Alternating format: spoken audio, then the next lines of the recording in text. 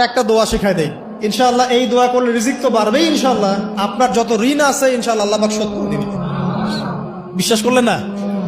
এই দোয়া শিখাই দিচ্ছি, এজন্য আমাকে হাদিয়া দেওয়া দরকার, স্পেশালি আমাকে এখন হাদিয়া দেওয়া দরকার। এটা গুরুত্বপূর্ণ দোয়া শিখাই দিচ্ছি। আলী রাদিয়াল্লাহু আনহু বলেছেন, কোন ব্যক্তির যদি পাহাড়ের সমানও ঋণ থাকে, এই দোয়া যদি আমল করে আল্লাহ পাক ওই ঋণও শোধ করে দিবেন ইনশাআল্লাহ।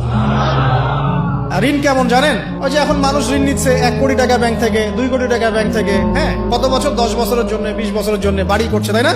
তার ধারণা এমন যে সে মারা গেলে তার ঋণটা কেউ না কেউ শোধ করে দিবেই দিবে, তাই তো? আর আল্লাহর রাসূল কি বলছেন দেখেন, একজন মারা গেছেন, নবী সাল্লাল্লাহু আলাইহি ওয়াসাল্লামের সময় একজন মারা গেছেন।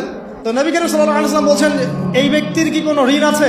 একজন সাহাবী বলেন, হ্যাঁ ইয়া রাসূলুল্লাহ, তো ঋণ আছে। নবীজি বললেন, তোমরা ওর জানাজা পড়ো, আমাকে ডেকো না। তোমরা ওর জানাজা পড়ে নাও, আমি জানাজা পড়তে চাচ্ছি না। আমি এখন কেমন করে আপনাকে বুঝাবো ঋণ কত ভয়ঙ্কর জিনিস? আপনি যে ব্যাংক থেকে 3-4 কোটি টাকার লোন নিয়ে রাখছেন, লাখ লাখ টাকা লোন নিয়ে বসে আছেন, দিব্যি সুখে বসে আছেন, এমন চিন্তায় যে আপনার মৌত হবে না। আর নবী সাল্লাল্লাহু আলাইহি ওয়াসাল্লামের সময়ে একজন মারা যাচ্ছেন, তিনি বলছেন তোমরা জানাজা পড়ে নাও, আমি জানাজা পড়তে চাচ্ছি না। মানে ঋণগ্রস্ত ব্যক্তি জানাজাও তিনি পড়তেন না। তারপরে একজন এসে বললেন, ইয়া রাসূলুল্লাহ, আমি তার ঋণ শোধ করে দিব, তার যা ঋণ আছে আমি শোধ করে দিব। তখন নবী এসে জানাজা পড়লেন সাল্লাল্লাহু আলাইহি ওয়াসাল্লাম। তা আপনার এই কোটি কোটি টাকা ঋণ শোধ করার লোক তো রেডি আছে নাকি? আছে না?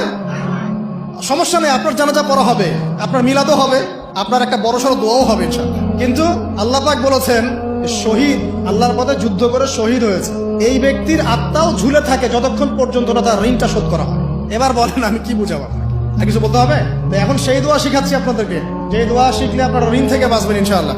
কত দিবেন বলেন? আচ্ছা, হ্যাঁ, এই তো শুকরিয়া। দোয়া করবেন যেন আল্লাহ পাকের দিনটাকে আল্লাহর জমিনে প্রতিষ্ঠা করতে পারি।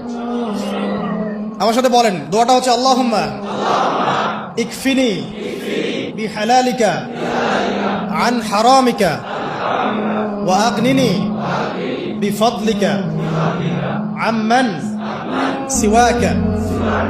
এই দোয়াটা ছোট না, এটা মুখস্থ করবেন, সেজদায় পড়বেন, নামাজের সেজদায় পড়বেন, আত্তাহিয়াতু দরুদ শেষ তারপরে পড়বেন, নামাজ শেষে হাত তুলে করবেন, যখন তখন শেষ রাতটা করবেন, ইনশাআল্লাহ দেখবেন আপনার ঋণ বলতে কিছু থাকবে না ইনশাআল্লাহ। যদি থাকেও, বড় কোনো ঋণ থাকেও, আল্লাহ পাক অন্য কোনো মাধ্যমে এটা শোধ করার